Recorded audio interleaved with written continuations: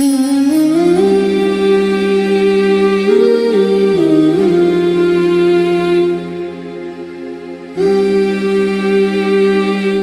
مسدس کے چند اشعار پیش خدمت ہیں.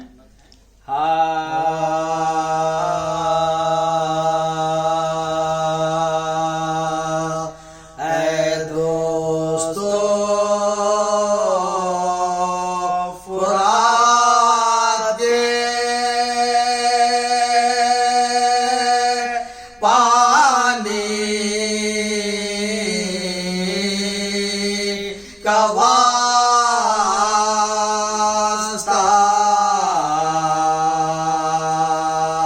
اے دوستو فرات کے پانی کا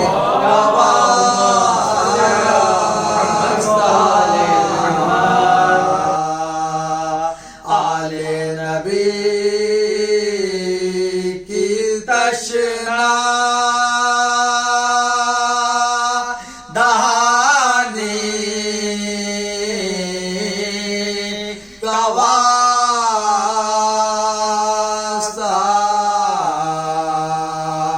شبیر کے لہو کی روانی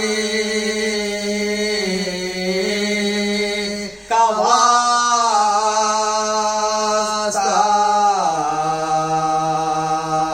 اکبر کی نعت تمام جوانی کا واسطہ،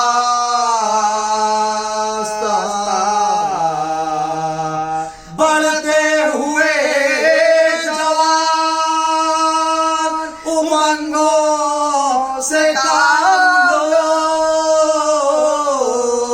ہاتھ تھام لو حسین کے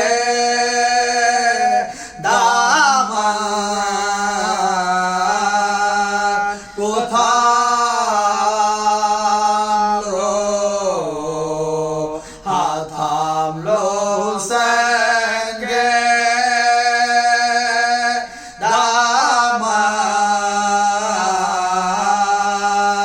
کو تھام لو، اے دوستو فرات کے. فاتحہ.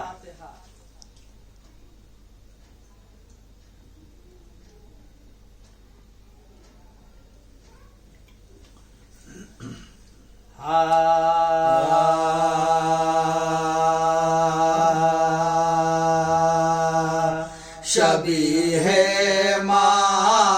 امام زمان کھینچتے ہیں، شبیہ امام زمان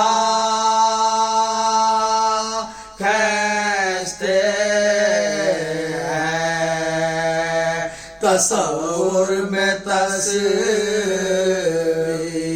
جان کھینچتے ہیں، شبیہ امام زمان کھینچتے ہیں، زمین بول لی مزاروں کی خاطر، زمین مول لی ہے مزاروں کی خاطر، شہیدی زمین پہ نشان کھینچتے ہیں، شبیہ امام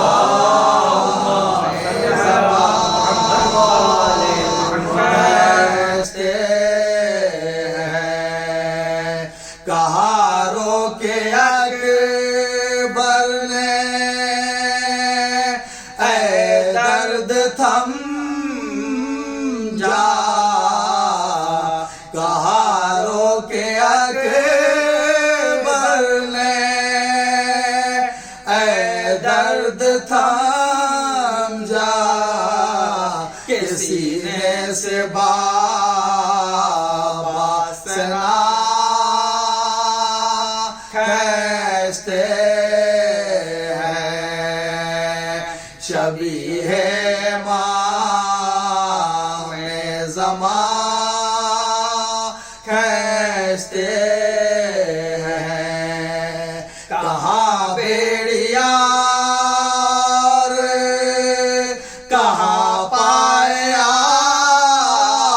بے کہاں بیڑیا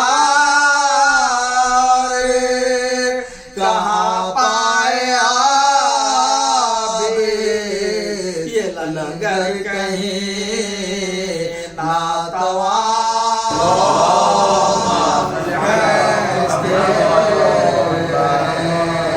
شبیہ ماہ میں زمان کھینچتے ہیں پکاری سکینہ دہائی ہے بابا پکاری سکینہ دہائی ہے بابا ستمگر میری بالیاں کھینچتے ہیں شبیہ ماہ میں زمان کھینچتے ہیں پکاری زینب دہائی ہے بھیا پکاری زینب دہائی ہے بھیا رضا سر سے زار سا کھینچتے ہیں شبیہ ماہ میں زمان کھینچتے ہیں تصور میں تصویر جا کھینچتے ہیں شبیہ ماہ میں زمان ایک سورہ فاتحہ جناب سید نصیر حسن رضوی مرحوم ابن سید قادر حسن رضوی مرحوم کی روح کو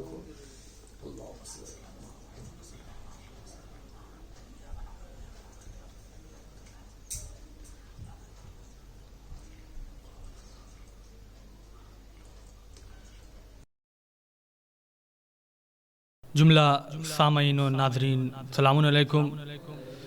جیسا کہ آپ سبھی حضرات کے بخوبی علم ہے کہ یہ مجلس 20واں برائے سال ثواب سید نصیر حسن مرحوم ابن سید قادر حسن مرحوم منعقد کی گئی ہے. آج کی اس مجلس 20واں کو خطاب فرمائیں گے عمدۃ المتکلمین حجت الاسلام والمسلمین علی جناب مولانا وسیع حسن خان صاحب قبلہ استاد وثیقہ عربی کالج فیض آباد. لہٰذا میں اس مجلس کے آغاز کے لیے حرف التماس لے کے بڑھ رہا ہوں مولوی کوثر صلی اللہ علیہ وسلم کی خدمت میں کہ تشریف لائیں اور تلاوت کلام پاک کے ذریعے مجلس کا آغاز کریں. باواز بلند نعرہ صلوات سے آپ حضرات استقبال کریں. اعوذ باللہ من الشیطان الرجیم بسم اللہ الرحمن الرحیم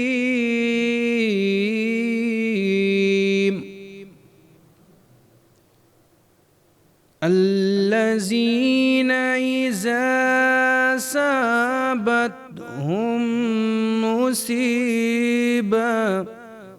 اصابتهم مصیبت قالوا انا للہ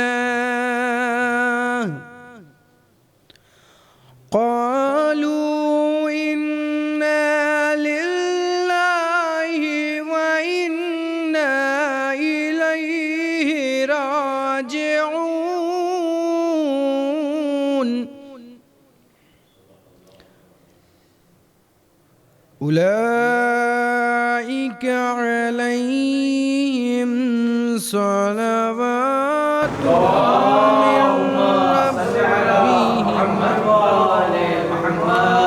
من ربهم ورحمة وأولئك هم المهتدون إن الصفا والمروة من شعائر الله فمن هج البيت أو اعتمر فلا جناح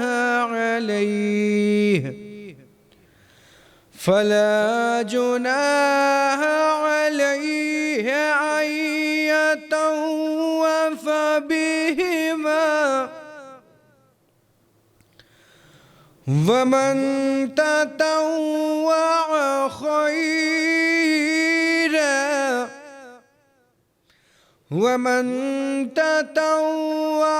خيرا فإن الله شاكر عليم إن الذين يكتبون ما أنزلنا من البينات والهدى من بعد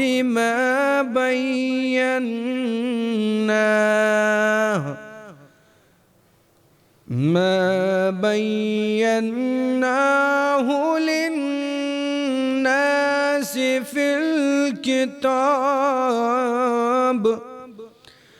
في الكتاب أولئك يلعنهم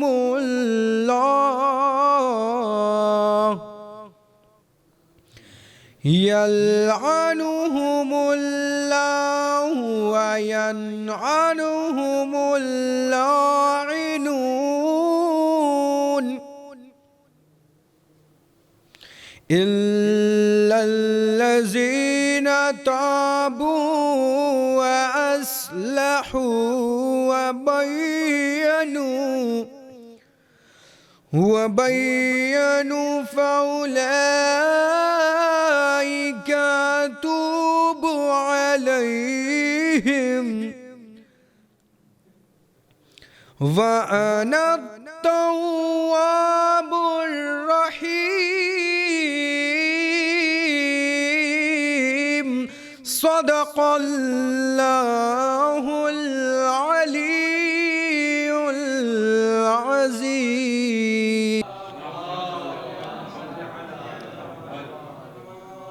یہ تھے مولوی کوثر صاحب جو تلاوت کلام پاک کے ذریعے مجلس کا آغاز کر رہے تھے. اب اس کے بعد میں بغیر کسی تمہید کے حرف التماس لے کے بڑھ رہا ہوں جناب زہیر سلطان پوری صاحب کی خدمت میں کہ تشریف لائیں اور پیشخانی کے فرائض کو انجام دیں. آپ حضرات بآواز بلند نعرہ صلوات سے استقبال کریں.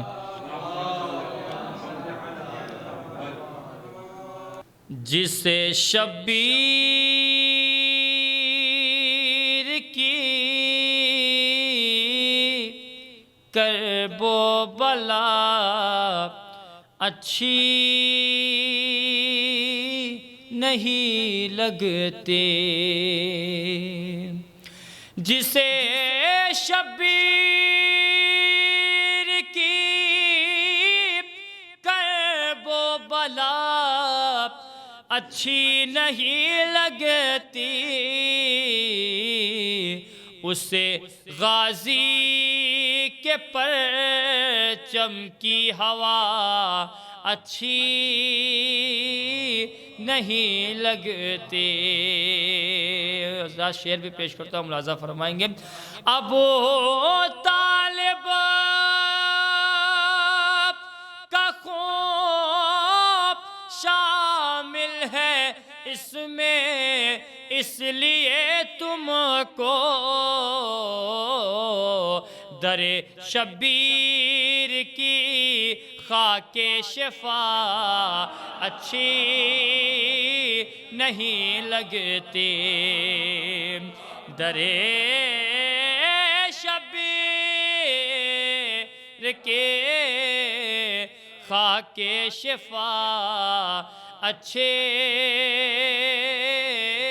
نہیں لگتے، در شبیر کی خاک شفا اچھے نہیں لگتے۔ ایک مطلع دو شعر اور پیش کرتا ہوں، ملاحظہ فرمائیں گے۔ دل نے کیا ہے شاہ کی مدحت کا فیصلہ، ہر شعر کر کے جائے گا جنت کا فیصلہ۔ اے موت دور جا تیرا اب کام کچھ نہیں، حر کر رہے ہیں شاہ کی نصرت کا فیصلہ، حر کر رہے ہیں شاہ کی نصرت کا فیصلہ۔ راہب کو 7 بیٹے دیے تو پتہ چلا، جو ہے حسین کا وہی قدرت کا فیصلہ، جو ہے حسین کا وہی قدرت کا فیصلہ۔ یہ بھی شعر پیش کرتا ہوں، ملاحظہ فرمائیں گے۔ 9 لاکھ ہے دلیر کے اصغر دلیر ہے، میدان میں ہوگا آج شجاعت کا فیصلہ، میدان میں ہوگا آج شجاعت کا فیصلہ۔ اے حر وہ دیکھ دیتے ہیں اکبر اذان صبح، اٹھ جا کے آج ہے تیری قسمت کا فیصلہ، اٹھ جا کے آج ہے تیری قسمت کا فیصلہ۔ زینب اٹھو مدینے سے کرب و بلا چلو، تم کو ہی ٹالنا ہے قیامت کا فیصلہ، تم کو ہی ٹالنا ہے قیامت کا فیصلہ۔ آخری شعر، تم کو ہی ٹالنا ہے قیامت کا فیصلہ۔ اے تخت و تاج فضہ کی جانب نہ دیکھنا،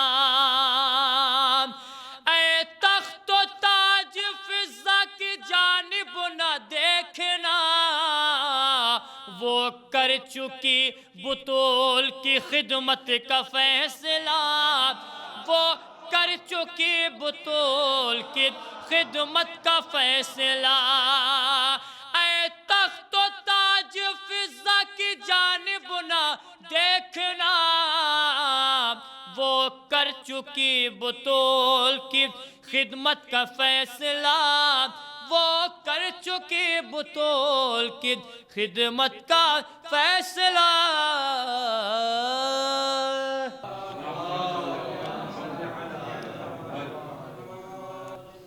یہ تھے محترم زہیر سلطان پوری صاحب، جو بارگاہ مولا میں منظوم نذرانی عقیدت پیش کر رہے تھے۔ قبل اس کے کہ میں حرف التماس لے کے بڑھوں استاد محترم کی خدمت میں، آپ حضرات کی خدمت میں مؤدبانہ و مخلصانہ گزارش ہے کہ 1 مرتبہ سورہ الحمد اور 3 مرتبہ سورہ اخلاص کی تلاوت فرما کر مرحوم نصیر حسن ابن سید قادر حسن صاحب کی روح کو بخش دیں۔ اللہم صلی اللہ علیہ محمد، اللہم صلی اللہ علیہ محمد،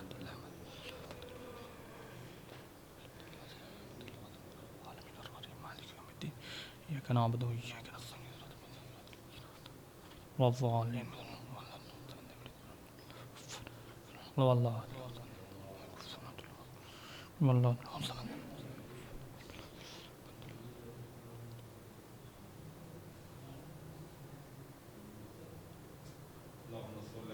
محمد و آل محمد۔ اب میں اس کے بعد بغیر کسی تمہید کے بڑے ہی ادب و احترام سے حرف التماس لے کے بڑھ رہا ہوں استاد محترم علی جناب مولانا وسیع حسن خان صاحب قبلہ کی خدمت میں کہ سرکار ممبر پر تشریف لائیں اور اپنے علمی گفتگو سے مومنین کے قلوب کو منور کریں۔ آپ حضرات بآواز بلند نعرہ صلوات سے استقبال کریں۔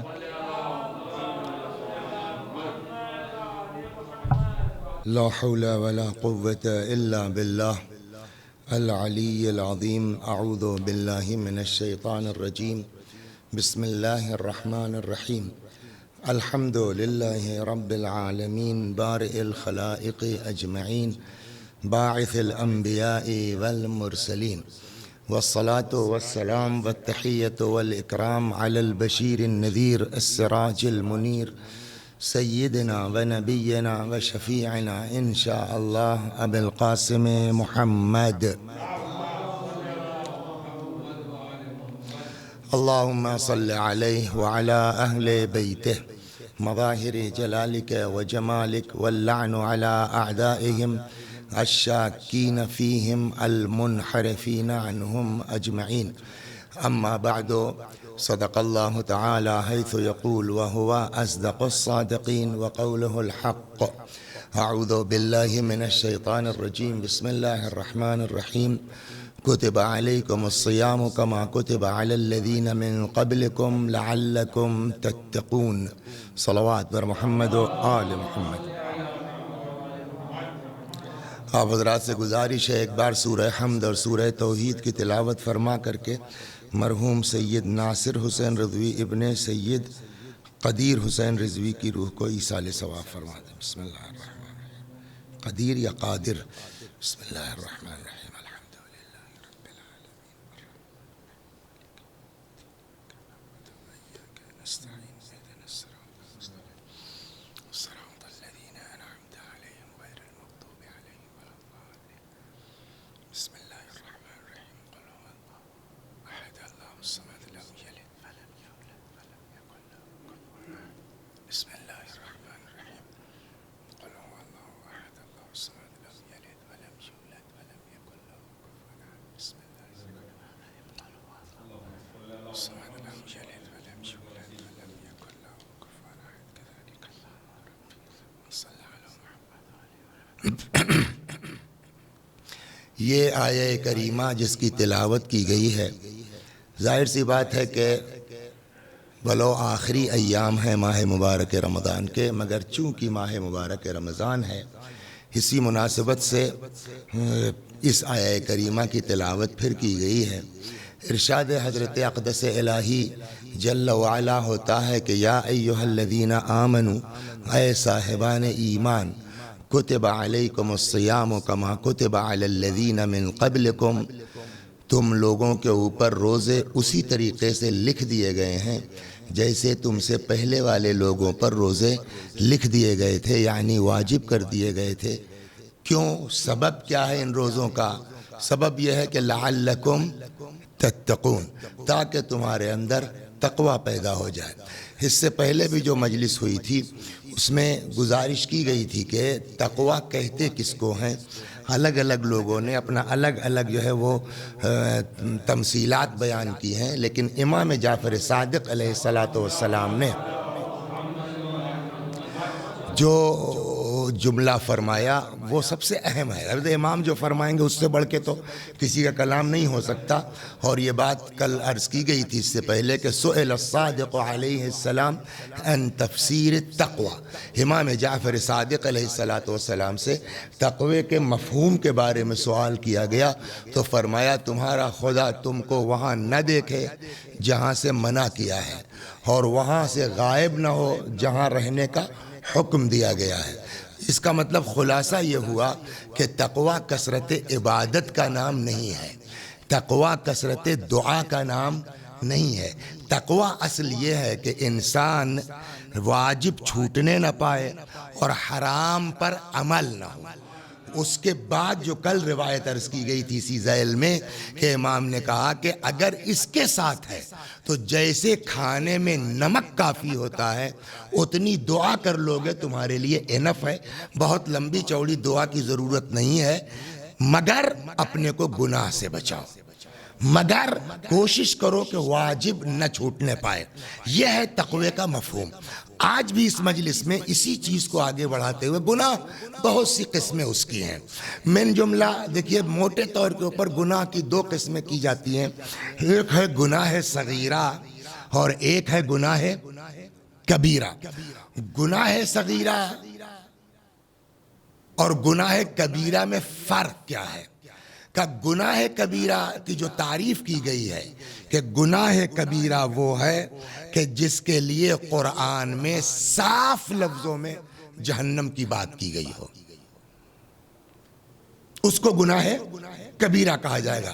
کوئی 7 کہتا ہے، کوئی اور کہتا ہے، تفصیلی وہ ہے. انشاءاللہ خدا نے کبھی توفیق دی تو آپ طلبہ کے درمیان انشاءاللہ اس پر بات کی جائے گی. اس کے برعکس جو گناہ ہوں گے وہ گناہ صغیرہ کہلائیں گے. لیکن یہی گناہ صغیرہ جب اس پر اصرار ہوگا، ریپیٹیشن ہوگا، تو وہ کنورٹ ہو جائے گا گناہ کبیرہ میں. تو اب آئیے انہی گناہان کبیرہ میں سے آج جو میں ایک منتخب کر کے لایا ہوں ایک باب کے ایصال ثواب کی مجلس ہے، تاکہ راہ مل جائے آگے، اسی راہ سے چلتے چلتے وہاں تک پہنچ جائیں. وہ ہے کسی انسان کا حق ہڑپ لینا. مومن کا قرضہ لیا اور نہیں دے رہے ہیں، یا کسی کا مال ہم نے بغیر، دونوں ہی باتوں پر عرض کروں گا میں انشاءاللہ. روایات یہاں میں نشان لگا کے لایا ہوں. چنانچہ فرماتے ہیں من حبس حق المؤمن اقامہ اللہ یوم القیامہ 500 عام علی رجلہ. اگر کوئی کسی مومن کا حق ہڑپ لیتا ہے، نماز آپ بہت پڑھتے ہیں، روزہ آپ بہت رکھتے ہیں، دعائیں آپ بہت کرتے ہیں، روزانہ مسجد میں اذان دیتے ہیں، سب کچھ اپنی جگہ صحیح ہے، لیکن ایک مومن کا حق مار لیا آپ نے، اپنے بھائی کا حق مار لیا آپ نے، اپنے باپ کا حق مار، باپ بھی تو مومن ہی میں آئے گا نا. تو اگر من حبس حق المؤمن، اگر کوئی کسی مومن کا حق دبا لے، اقامہ اللہ یوم القیامہ، قیامت میں اللہ اس کو کھڑا کر دے گا. کہا 500 عام علی رجلہ، 500 برس پیروں پر آدمی کو کھڑا رہنا پڑے گا قیامت میں. یہاں ابھی کہیں لائن لگ جائے، سمجھ گئے آپ، آدھا گھنٹہ ہم نہیں کھڑے ہو پاتے. بعض بیچارے ہیں جو بیمار ہیں، 10 منٹ کھڑا ہونا مشکل ہے. لیکن قیامت میں کیا ہوگا؟ 1-2 دن نہیں، 500 برس اللہ اس کو حتی تسیل عرقہ او دمہ، یہاں تک کہ اس کا پسینہ سر سے پیر تک آئے گا، او دمہ یا خون. یہاں کے اوپر علامہ یہ مجلسی رضوان اللہ علیہ اس حدیث کی تشریح فرماتے ہیں کہ یہ امام نے کیوں کہا کہ یا جو ہے وہ پسینہ یا خون. امام کو تو شک نہیں ہونا چاہیے نا. انہوں نے کہا نہیں، اس میں اشارہ یہ ہے ہلکا پھلکا معاملہ ہے، تو کھڑے تو ہو گئے 500 سال، پسینہ نکل کے جو ہے سر سے پیر تک آئے گا. اور سخت ہے تو پسینے کی جگہ خون نکل آئے گا انسان کے بدن کا. یہ علامہ مجلسی کی وضاحت ہے اس میں. حتی تسیل عرقہ او دمہ وینادی مناد من عند اللہ، اور خدا کی جانب سے ایک پکارنے والا پکارے گا، ھذا الظالم الذی حبس عن اللہ حقہ. یہ کیوں کھڑا کیا گیا اس کو؟ اب ایک منادی یعنی فرشتہ پکارے گا، ان کو کھڑا کیا گیا اس لیے کہ انہوں نے دنیا میں اللہ کا حق مارا تھا. پھر اللہ میں مجلسی نے کہا سمجھے اس کا کیا مطلب ہوا؟ یعنی مومن کے حق کو اللہ اپنا حق سمجھتا ہے. صلوات بر محمد و آل. مومن کے حق کو اللہ اپنا حق سمجھتا ہے. قال فیوبق 40 یوما ثم یؤمر به الی النار، اور پھر اس کو جو ہے وہ 40 دن کہیں ارسٹ کیا جائے گا، وہاں ان کو یاتنائیں دی جائیں گی. اس کے بعد یؤمر به الی النار. ایک حق کسی کا اگر آدمی مار کے گیا ہے اس دنیا سے. اب سمجھ میں آیا امام نے کیوں کہا بھیا عبادت کم کرو، چلے گا مگر واجب مت چھوڑو، حرام کا ارتکاب نہ کرو. صلوات بر محمد و آل محمد. چنانچہ دوسری حدیث میں امام جعفر صادق علیہ السلام فرماتے ہیں دیکھیے ایک روایت اس سے پہلے کی مجلس میں آپ تشریف فرما نہیں تھے، وسیم بھائی نقل کیا گیا کہ جہاں پیغمبر فرماتے ہیں کہ اللہ نے مجھ پر وحی نازل کی ہے کہ اے میرے پیغمبر آپ ان لوگوں کو اپنی امت سے منع کر دیجئے کہ وہ میرے گھروں میں سے کسی گھر میں داخل نہ ہوں، مسجد میں نہ آئے، جن کے اوپر کسی مومن کا کوئی حق ہے یا جس نے کسی میرے بندے کو ستایا ہے آپ اس کو منع کر دیجئے میرے گھر میں داخل نہ ہو۔ تو اب اس نماز سے کیا فائدہ ہے جہاں اللہ جو ہے وہ بلکہ لعنت کرتا ہے خدا، کل کی مجلس یاد ہے، لعنت کرتا ہے خدا جب تک وہ نماز پڑھتا رہتا ہے۔ تو جس نماز پر لعنت ہو اس نماز سے کیا فائدہ ہے؟ اب آئیے دوسری روایت، امام جعفر صادق علیہ السلام فرماتے ہیں اذا کان یوم القیامہ نادا منادن، جب قیامت کا دن آئے گا اللہ کی طرف سے ندا دینے والا ندا دے گا این المؤذون لاولیائی، کہاں ہیں میرے اولیاء کو اذیت دینے والے، میرے بندوں کو مؤمنین کو اذیت دینے والے؟ فیقوم قوم، کچھ لوگ کھڑے ہوں گے، حالت کیا ہوگی ان کی یہ سنیے، لیس علی وجوہہم لحم، ان کے چہرے پر گوشت نہیں ہوگا۔ دیکھا ہے نا آپ نے کہیں ڈھانچہ نکلتا ہے قبر سے، ہڈی وڈی خالی ہڈی، تو اللہ کی طرف سے منادی ندا دے گا کہاں ہیں وہ لوگ جنہوں نے میرے اولیاء کا حق مارا ہے، اذیت دی ہے؟ فیقوم قوم، کچھ لوگ کھڑے ہوں گے، لیس علی وجوہہم لحم، ان کے چہرے پر گوشت نہیں ہوگا، فیقال، پھر بتایا جائے گا ہؤلاء الذین آذوا المؤمنین، یہ وہ لوگ ہیں جو مومنین کو اذیت دیتے تھے، وَنَصَبُوا لَهُمْ وَعَائِدُوهُمْ وَعَنَّفُوهُمْ فِي دِي، یہ وہ لوگ ہیں جو مومنین کو اذیت دیتے تھے، ان کو گالی بکتے تھے، ان کا مذاق اڑاتے تھے، یؤمر بہم الی جہنم، پھر ان لوگوں کو جو مومنین کو جنہوں نے حق مارا ہے حکم ہوگا کہاں ڈال دیا جائے ان کو؟ جہنم میں۔ ثم قال علیہ السلام، پھر امام جعفر صادق علیہ السلام فرماتے ہیں کانوا واللہ الذین یقولون بقولہم ولکن حبسوا حقوقہم، یہ لوگ زبان سے تو اللہ اللہ بہت کرتے تھے لیکن لوگوں کا حق مارا تھا۔ تو اس کا مطلب یہ ہوا کہ نماز انف نہیں ہے، روزہ انف نہیں ہے، حقوق العباد سب سے اہم ہے۔ صلوات بر محمد و آل محمد۔ چنانچہ امام فرماتے ہیں ایما مؤمن حبس مؤمنا، اب اگر کوئی مومن کسی مومن کا حق دبا لے، رکھ لے، چاہے اس کا مال ہو یا کوئی چیز ہو، وَهُوَ يَحْتَاجُ إِلَيْهِ، اور اس کو ضرورت ہو۔ مثال کے طور کے اوپر وسیم بھائی نے میرے اوپر امانت رکھوائی، بھیا یہ میرا 5000 روپیہ رکھ لیجئے، اب رکھنے کو تو ہم نے رکھ لیا، اب ان کو ضرورت ہو، یہ مانگ رہے ہیں، ہم آج کل نہیں دیں گے، روک رکھا ہے۔ امام فرماتے ہیں کہ اگر ضرورت مند ہے اور وہ مطالبہ کر رہا ہے اور آپ نے نہیں دیا، لم یذق واللہ من طعام الجنہ، ایسا انسان جنت کا جو ہے وہ غذا اس کو نصیب نہیں ہو سکتی، ولا یشرب من رحیق المختوم، اور نہ ہی رحیق مختوم ایک طرح سے جنت کا جو ہے وہ پینے والی چیز ہے، تو نہ رحیق مختوم نصیب ہوگی، نہ غذا نصیب ہوگا، نہ پانی نہ دانا۔ یؤخذ بید العبد یوم القیامہ علی رؤوس الاشہاد، پکڑ کے لایا جائے گا، یہ بھی ہوگا قیامت میں کہ اب وسیع حسن صاحب کو پکڑ کے لایا گیا ہاتھ، ہاں بھیا یہ مولانا صاحب آ گئے، کوئی ہے کہ جن کا ان کے اوپر کوئی حق بنتا ہو بولو، اللہ اکبر۔ یؤخذ بید العبد یوم القیامہ، قیامت کے دن بندے کا ہاتھ پکڑ کے لایا جائے گا علی رؤوس الاشہاد، لوگوں کے سامنے، اور پوچھا جائے من کان لہ قبل ھذا حق فلیأخذ، جس کا حق ہو مولوی صاحب کے اوپر، آج آ کے سب لوگ اپنا حق لے لیجئے۔ کیسے لے لیں گے؟ اب وسیم بھائی کا 5000 میرے اوپر باقی ہے، تو وہاں میرے پاس کہاں ہے 5000 کے میں ان کو دے دوں گا، تو حق کیسے لیا جائے گا؟ اس کا طریقہ ہے، پھر وہاں جو ہے وہ دیکھا جائے گا. ہاں صاحب مارا ہے انہوں نے ان کا حق, کہاں صاحب مارا ہے, پیسہ تو ہے ہی نہیں, کہا نہیں ہے, ڈال دو نماز ان کی اس کے کھاتے میں جس کا حق مارا ہے, روزہ ڈال دو. اچھا ریٹ کون طے کرے گا؟ سوال یہ ہے کہ ہمارے اختیار میں نہیں کہ صاحب بھیا نماز میری ہے, میں جو ہے وہ ایک دن کی نماز 5,000 سے کم پہ نہیں بیچوں گا, ہمارا اختیار ہی نہیں ہے. خدا معلوم یہ ہوا کہ صاحب سارے اعمال اس کے حق میں ڈال دیے جائیں گے تب بھی ادا نہیں ہوگا. روایت کہتی ہے کہ پھر یہ تو صلوات پڑھیے, سن لیجئے صلوات.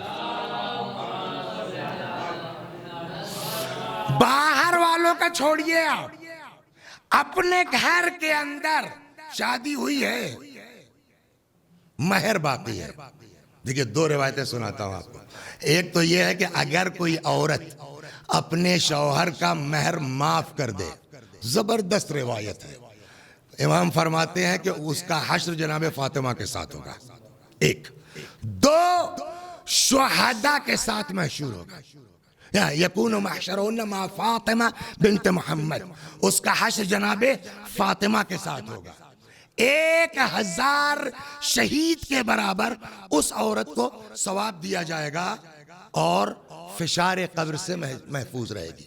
جو عورت اپنے شوہر کا مہر معاف کر دے اس کو 3 ثواب. کیا؟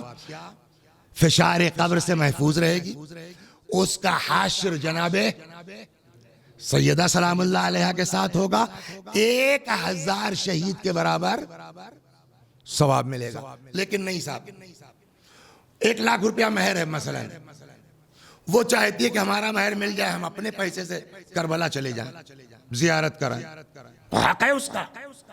آپ نے کہا نہیں دوں گا. وہ بیچاری غریب گھر کی تھی, اس کے جو ہے وہ بھائی لوگوں نے بھی کوئی سپورٹ نہیں کیا, نہیں لے پائی, مر گئی.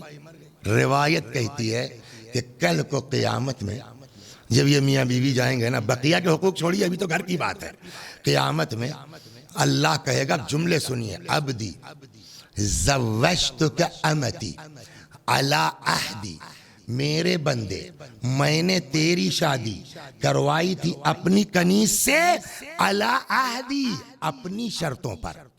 یہ مہر کس کی طرف سے ہے؟ فلم تفلی بالعہد, تو نے وہ شرط پوری نہیں کی. اس وقت تو بیچاری کمزور تھی, تمہارے پاس مضبوط وکیل تھے, دنیا کی عدالت سے تم کیس جیت لے گئے, لیکن اب آج میں اس کا وکیل ہوں, لاؤ مہر ادا کرو. اب ہے نہیں, کہاں سے ادا کرے گا؟ اب یہاں پر آواز قدرت آتی, دیکھو نماز ہے, ہاں صاحب ہے, ڈال دو اس کے کھاتے میں. وہاں یہ نہیں ہے کہ جو ہے کتاب میں روایت میں کتنا کٹے گا. مثلا مثال دیتا ہوں, 5,000 مہر تھا, ساری نماز چلی گئی, 50 روپے کٹ گئے. کیا صاحب ابھی بھی جو ہے 4,950 روپے بچے ہوئے ہیں. روزہ ہے, ہاں صاحب ڈال دو. کربلا کا صاحب 10 بار زیارت کریں, کہا ڈال دو اس کے کھاتے میں. حج کا 5 بار گئے ہیں, ڈال دو اس کے کھاتے میں. معلوم ہوا سارے اعمال چلے گئے, مولوی صاحب کا اکاؤنٹ خالی ہو گیا اور ابھی بھی مہر ادا نہیں ہوا. معلوم ہوا 4,000 ابھی بچا ہے. آواز قدرت آئے گی, اب کیا ہوگا؟ اچھا اس مومنہ کو دیکھو, بیوی کو, اس کے اکاؤنٹ میں گناہ ہے, کہاں صاحب ہے؟ کا ڈال دو شوہر نامدار کے اکاؤنٹ میں. اب جس انسان کے کھاتے میں ایک نیکی نہ ہو, مجلس تو بہت پڑھتے تھے وسیع صاحب, سب تو بیوی اٹھا لے گئی نا. جس انسان کے کھاتے میں ایک نیکی نہ ہو اور برائی ہی برائی ہو, وہ آدمی کہاں جائے گا؟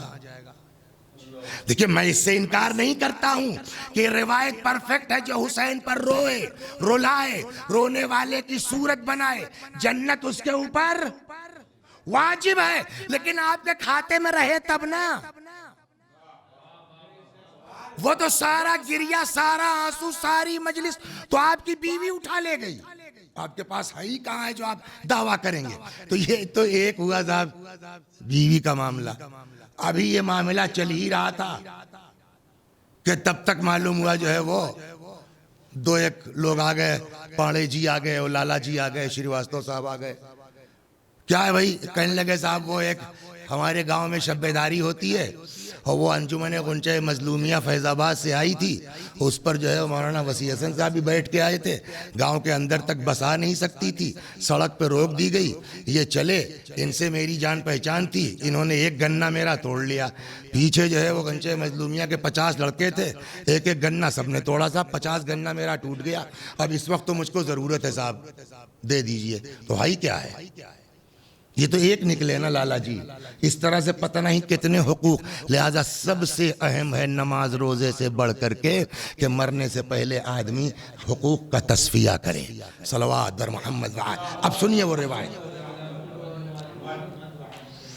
یؤخذ بید العبد یوم القیامہ، قیامت میں بندے کو پکڑ کے لایا جائے گا لوگوں کے سامنے اور کہا جائے گا من کان لہو قبل ھذا حق، جس کے اوپر بھی اس کا حق کچھ بنتا ہے، جس کا بھی اس کے اوپر حق بنتا ہے، فلیأخذ، لے لیجئے اپنا، آئیے سب لوگ اپنا اپنا بیان کیجئے، ولا شیء اشد علی اہل القیامہ، اور اس وقت سب سے زیادہ سخت جانتے ہیں کیا کیس ہوگا؟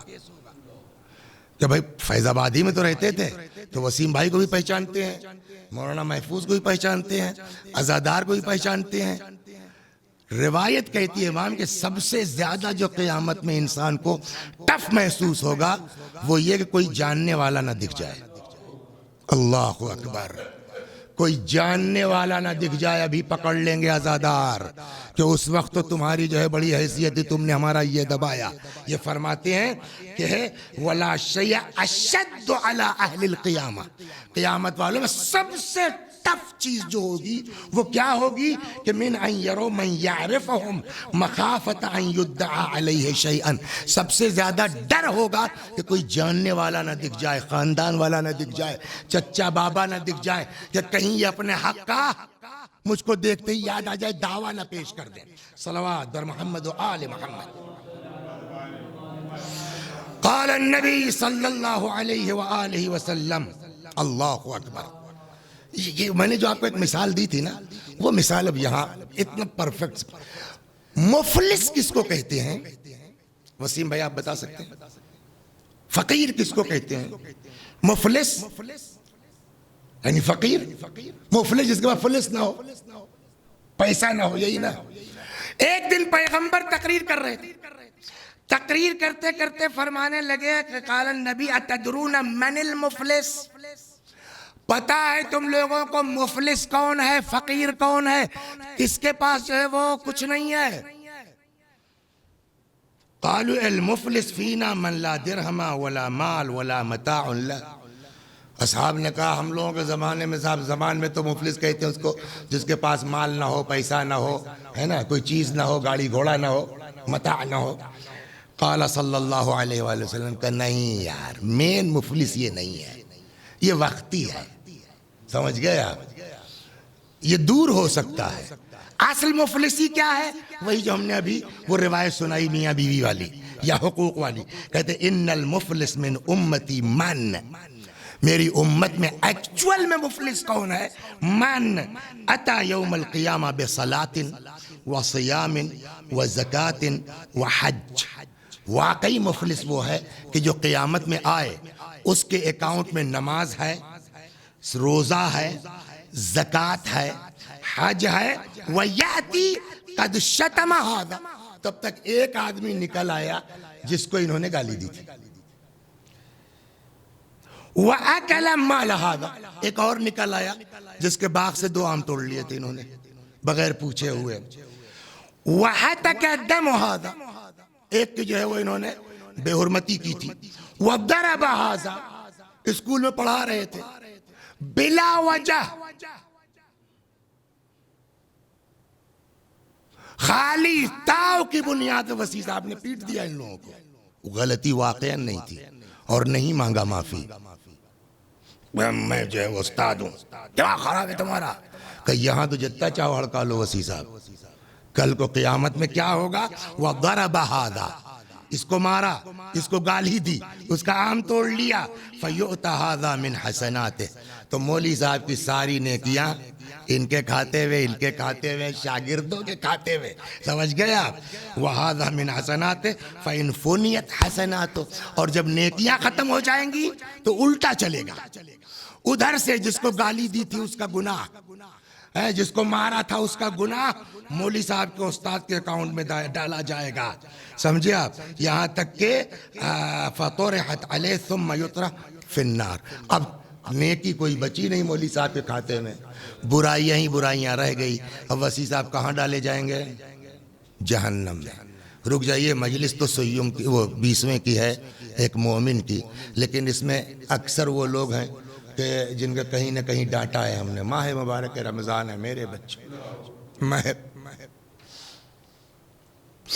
ناسمجھی کی ہم نے، نالائقی کی ہم نے، جذبات میں آ کر کے آپ کو ڈانٹا ہے، آپ کو ہم نے مار بھی دیا ہے آپ کے ساتھ۔ میں ممبر سے آن لائن آپ جتنے ہمارے شاگرد اس مجلس سے بیٹھے ہیں، میں معافی چاہتا ہوں، اس لیے کہ واقعی مفلس وہ ہے کہ جو سب کچھ لے کے اس دنیا سے جائے اور قیامت میں حق والے اکٹھا ہو جائیں اور ہمارے اکاؤنٹ سے سارے حقوق نکل جائیں۔ خوف عن ابن زیاد قال قلت لأبی عبداللہ علیہ السلام، ایک صاحب ہیں ابن زیاد صاحب، امام جعفر صادق علیہ السلام، وہ ملعون نہیں، یہ امام کے صحابیوں میں سے، ان لی علی رجل، ان لی علی رجل دینا۔ دیکھیے ہاں، اب یہاں تک تو حقوق کی بات رہی نا، اب آئیے یہاں سے پلٹتے ہیں قرض۔ قرض لے لیا ہم نے، دیکھیے قرض کی بھی دو صورتیں ہیں، ایک یہ ہے کہ ہم نے قرض لیا اس نیت سے کہ کون دیتا ہے۔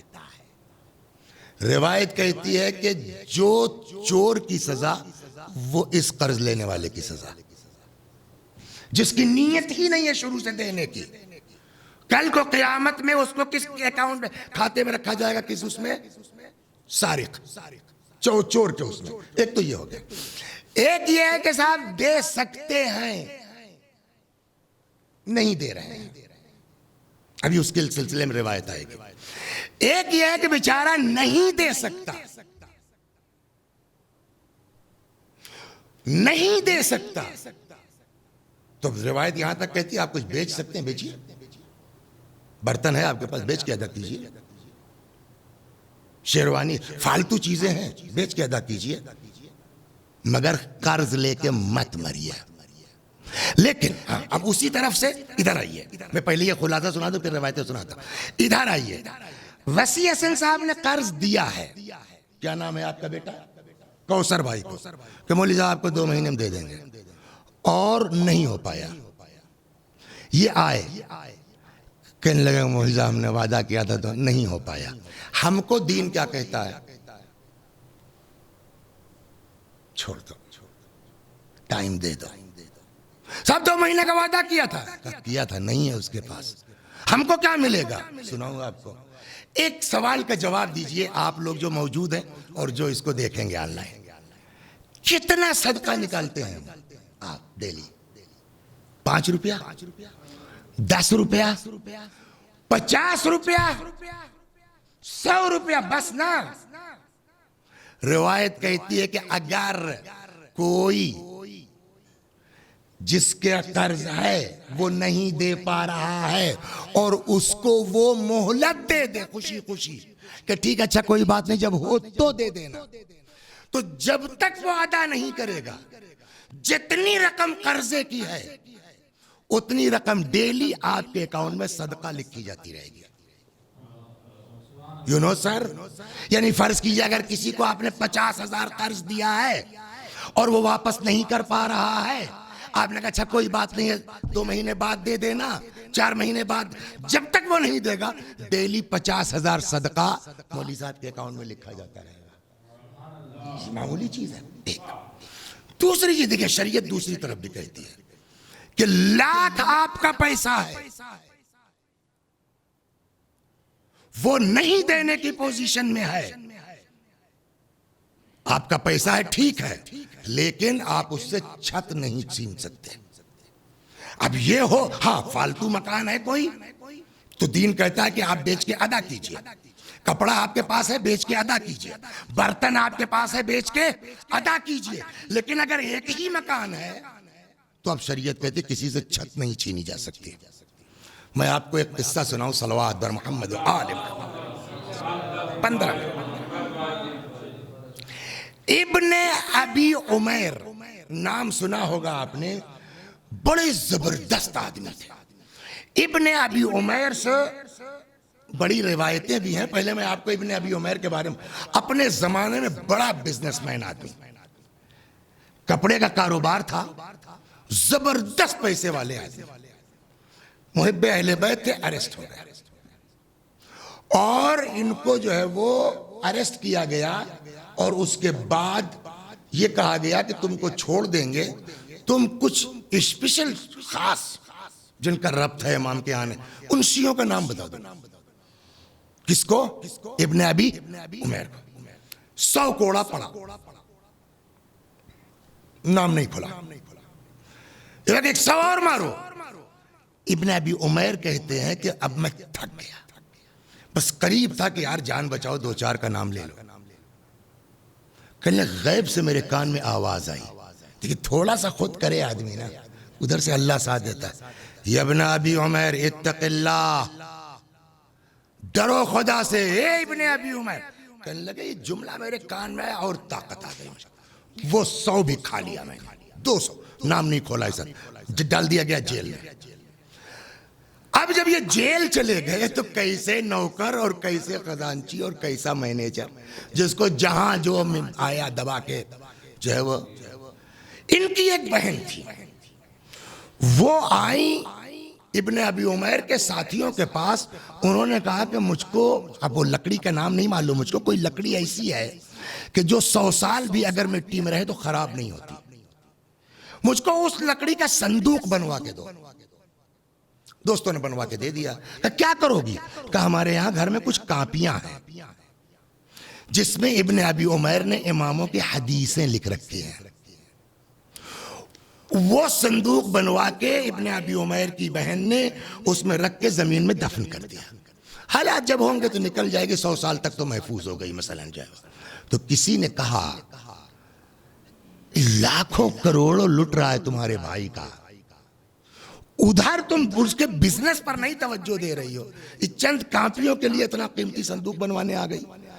کہ میرا بھائی زندہ رہے گا, جیل سے چھوٹ کے آئے گا, محنت کرے گا, پھر کما لے گا. لیکن یہ کاپیاں میرے بھائیو بڑی آسانی سے یہ روایتیں ہم تک نہیں پہنچی ہیں. بہت آسانی سے یہ اماموں کی حدیث اپنا جان دیا ہے لوگوں نے, تب حدیثیں ہم تک آئی. لیکن یہ کاپیاں, اس میں اماموں کی روایات احادیث ہیں, یہ ضائع ہو گئی تو پھر نہیں مل سکتی ہیں. ٹھیک, کچھ دنوں کے بعد ابن ابی عمیر آزاد ہو گئے. سنانا اصل یہاں ہے. اب جب ابن ابی عمیر آزاد ہوئے تو اب سب تو لٹ پٹ چکا ہے, آنا پائی پائی کے محتاج ہے. اب میرے ذہن میں کئی برس کے بعد بیچارے چھوٹے. ایک آدمی تھا, جب حالات اچھے تھے تو اس نے ان سے 10,000 قرضہ لیا تھا. وہ مومن آدمی تھا. اس نے کہا کہ عام حالات میں تو کوئی میٹر نہیں تھا, جب چاہتے دیتے, لیکن اب یہ جیل سے آئے, خود کھانے کے لیے محتاج ہے, تو مجھ کو قرضہ ادا کرنا چاہیے. اس کی اوقات نہیں تھی, اس نے اپنا گھر بیچ دیا, اور گھر بیچ کے 10,000 لے کے آئے. کہا ابن ابی عمیر بھائی لیجئے. کہ تمہاری اوقات تو نہیں تھی دینے کی, یہ کہاں سے لے آئے؟ کل ہم نے دیکھا کہ اب آپ چھوٹ کے آئے ہیں, کچھ تو آپ کو جو ہے وہ پرابلم بہت ہے, کچھ تو سہارا ہو جائے گا یہ وہ. کہ تو لائے کہاں سے؟ کہ گھر بیچا. کیا؟ ابن ابی عمیر نے نقل کیا کہ امام نے فرمایا ہے کہ قرض کی بنیاد پر کسی کا گھر نہیں بک سکتا ہے. لہذا میں ضرورت مند ہوں اپنی جگہ, مگر یہ مکان بیچ کے پیسہ میں نہیں لے سکتا ہوں, تم لے جاؤ جو چاہو کرو, مجھ کو نہیں چاہیے یہ پیسہ. اتنی اہمیت ہے. تو دونوں طرف ہے, ایک طرف قرض لیا. میں آپ کو صلوات پڑھیے, روایات سناتا ہوں. صلوات بر محمد و آل محمد. تو ابن زیاد کہتے ہیں قلت لابی عبداللہ علیہ السلام, میں نے امام جعفر صادق علیہ السلام کی بارگاہ میں عرض کیا, ان لی علی رجل دینا, میرا ایک آدمی کے اوپر علی رجل دین، میرے اوپر نہیں ہے، میرا قرضہ علی رجل، ایک آدمی کے اوپر ہے، وقد اراد ان یبیع دارہ فیقضی، اور اس کا خیال یہ ہے کہ گھر بیچ کے وہ میرا قرضہ ادا کر دے. مطلب یہ کہ مولا کیا آپ کیا فرماتے ہیں، میں اس کا گھر بچوا کے لے لوں پیسہ. فقال ابو عبداللہ علیہ السلام، امام نے فرمایا اعوذ باللہ ان تخرجہ من ذل رأسہ، اللہ کی پناہ میں دیتا ہوں میں تم کو کہ تم کسی کے اوپر سے اس کی چھت چھین لو.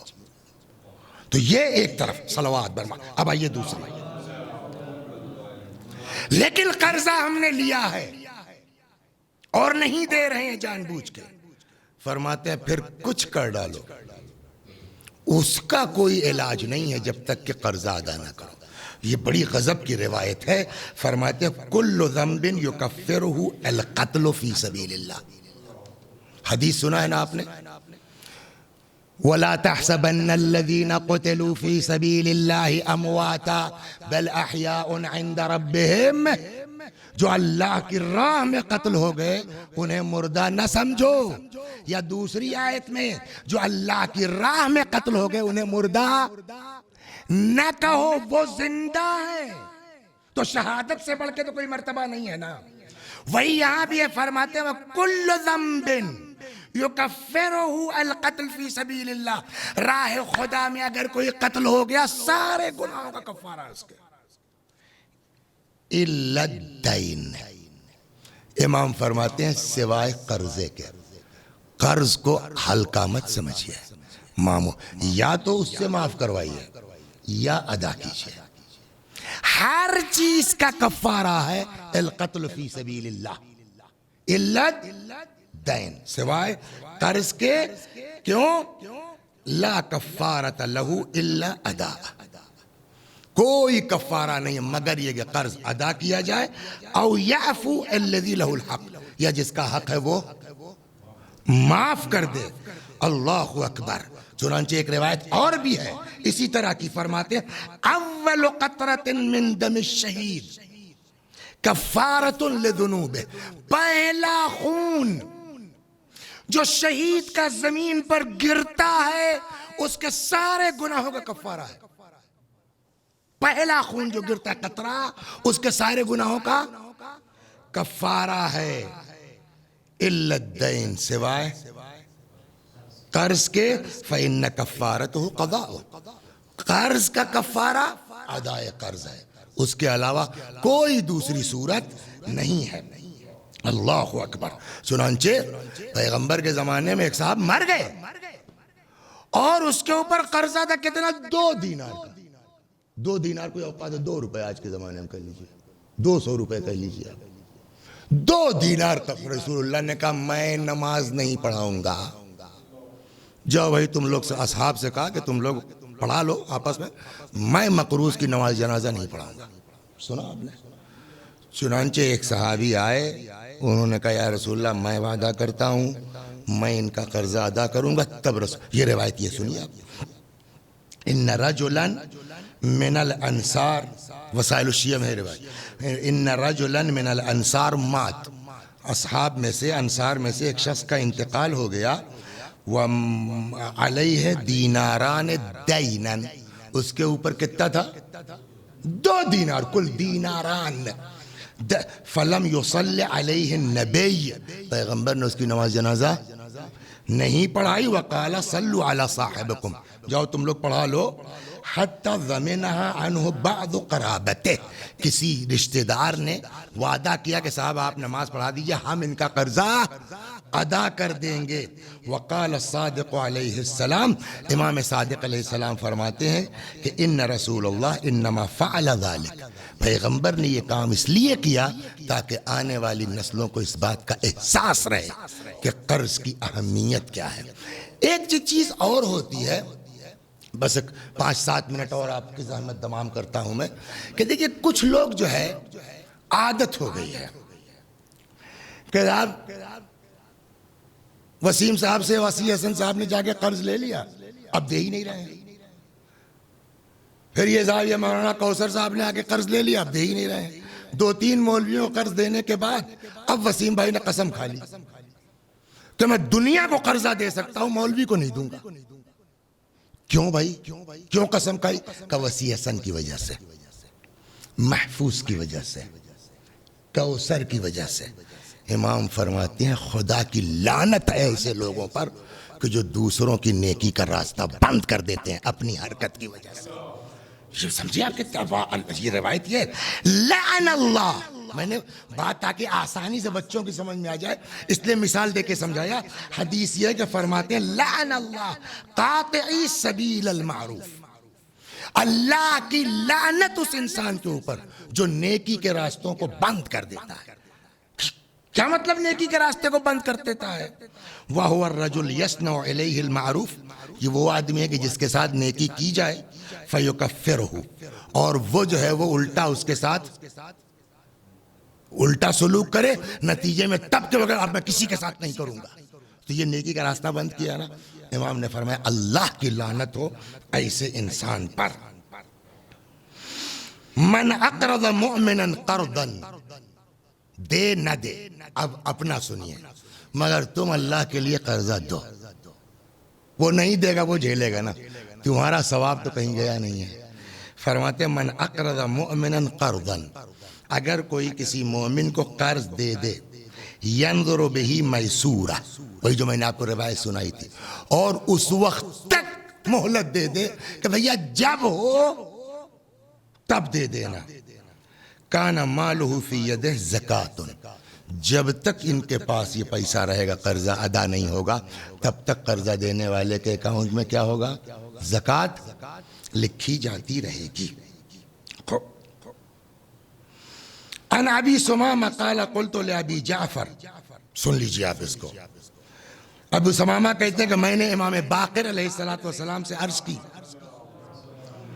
کہ انی ارید ان الزم مکہ والمدینہ، میرا ارادہ ہے کہ میں کچھ دن جا کے مکہ رہوں عبادت کروں، کچھ دن چلا جاؤں مدینے میں رہ کر کے دعا عبادت کروں، وعلی دین، مگر قرضہ بھی ہے میرے اوپر۔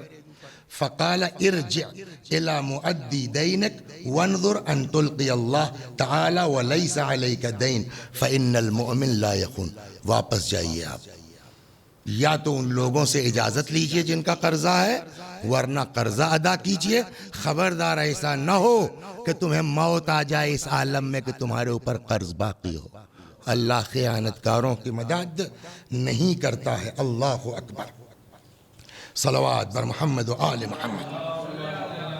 باپ رے باپ، من اقرض اخاہ المسلم، اب وہ ایک روایت اور سن لیجئے، قرضہ دینے کو نہیں مل رہا ہے وہ تو الگ چیز ہے، لیکن دینے کا ثواب کیا ہے؟ ایک بات عرض کریں، صدقے کا ثواب کتنا ہے معلوم ہے؟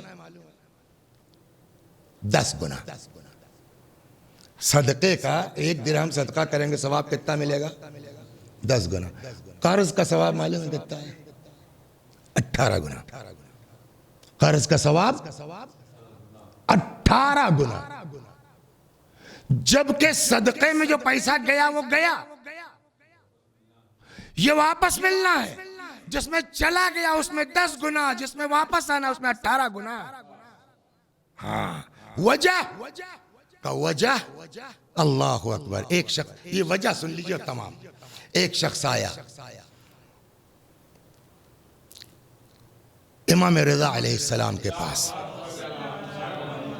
مدینہ منورہ کی بات ہے، حج پہ گیا تھا، اتفاق سے پیسہ چوری ہو گیا، وہاں سے بھاگ کے آیا مدینہ امام کے پاس۔ اور یہ جب آدمی پریشان ہوتا ہے تو عجیب انداز سے بات بھی کرتا ہے۔ اے صاحب، جو روایت پڑھ کے میری سمجھ میں آیا، میں اپنی عقل سے لہجہ بنا رہا ہوں، میں جو فقیر وقیر نہیں ہوں، میں پیشے ور نہیں ہوں، میں مانگنے والا نہیں ہوں، میں اپنے علاقے میں پیسے والا آدمی ہوں، اتفاق ہے کہ میرا پیسہ چوری ہو گیا، بھائی اتنا دے دیجیے کہ میں گھر تک پہنچ جاؤں اور جو آپ دیں گے میں آپ کی طرف سے خیرات کر دوں گا۔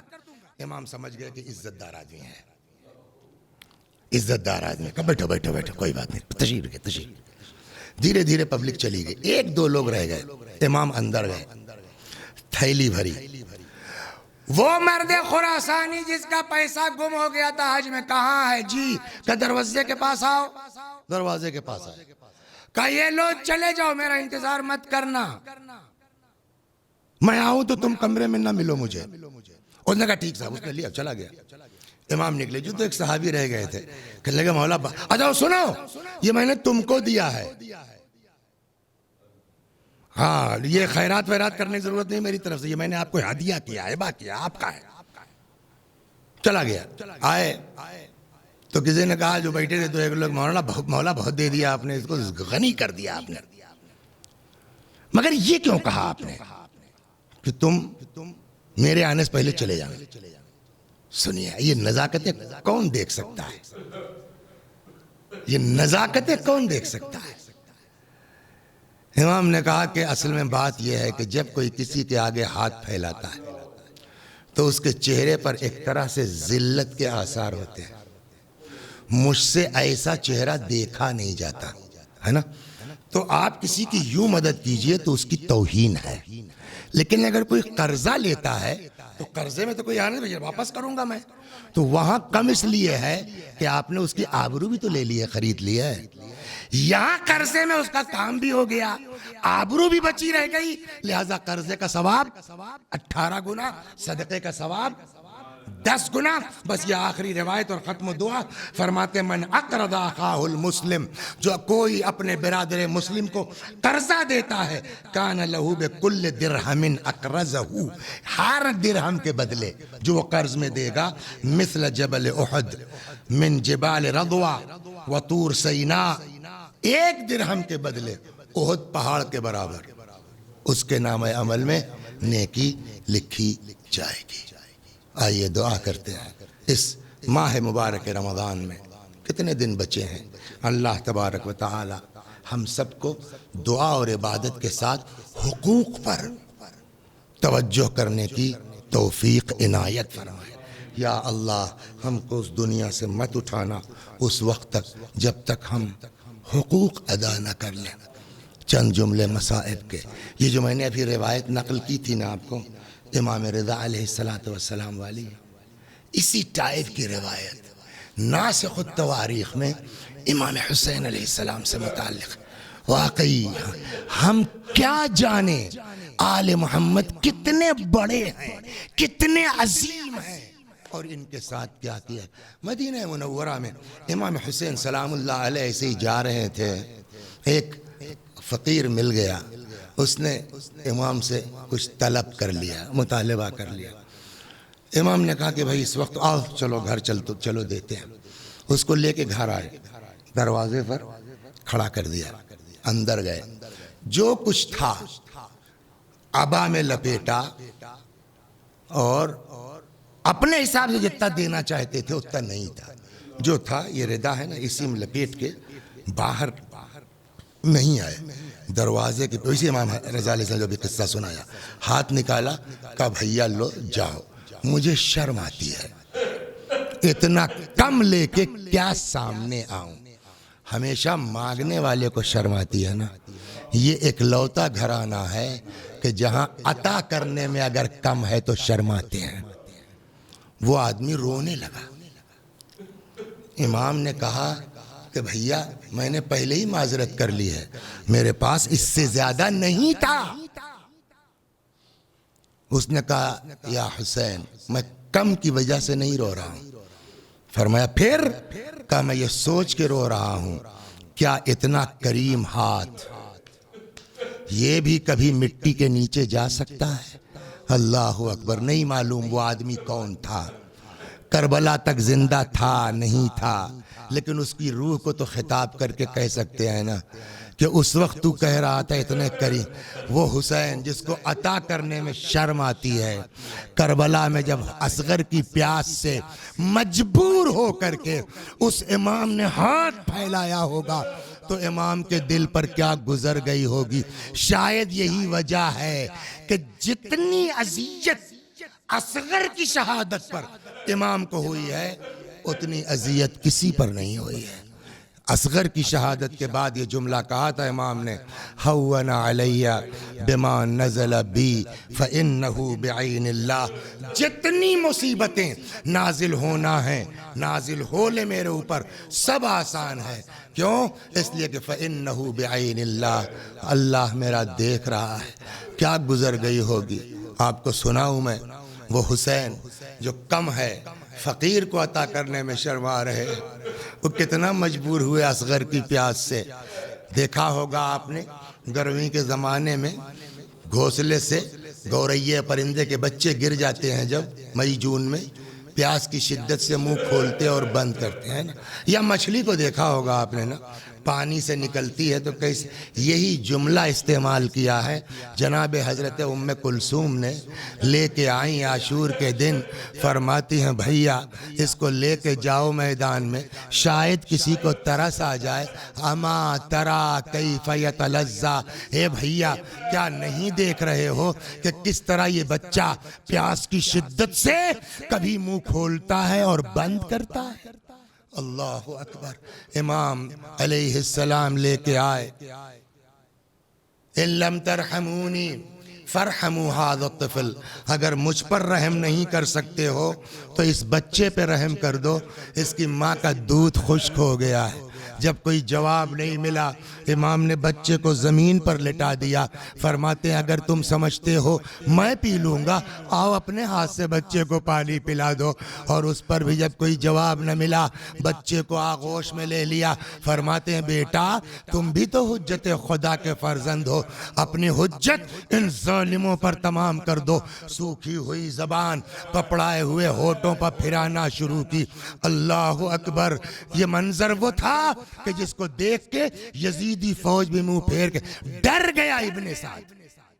ایسا نہ ہو کہ پلٹ جائے فوج حسین کی طرف. کہتا این حرملہ اقطع کلام الحسین، حرملہ کہاں ہے، حسین کی بات قطع کر دے. 3 بھال کا تیر چلے کمان میں جوڑا. اللہ اکبر. 6 مہینے کے بچے کے گلے کی چوڑان کیا ہوگی، 3 بھال کا تیر اس کی چوڑان کیا ہوگی. بچے سے سنسناتا ہوا تیر، اسی لیے روایت کے دفدو بہا من الورید الی الورید، بچہ اس کان سے اس کان تک ذبح ہو گیا. امام نے چلو لگا دیا، بمشکل تمام چلو بھر گیا. حضرت نے رخسار مبارک پہ مل لیا. اکبر کی لاش لے آئے، کوئی تذبذب نہیں نا. قاسم کی لاش لے آئے، کوئی تذبذب، لیکن یہ پھول سا جنازہ نہیں معلوم کیا وجہ ہے. لے کے خیمے کی طرف بڑھتے ہیں، ہمت جواب دے جاتی ہے، پلٹ آتے ہیں. فرماتے ہیں انا للہ و انا الیہ راجعون. انا للہ. بڑی محنت سے ایک مرتبہ جی کڑا کر کے خیمے کے در پہ آئے. رباب اپنے بچے کو لے جاؤ. رباب سے پہلے بچی آ گئی. بابا بھیا کو پانی پلا لائے.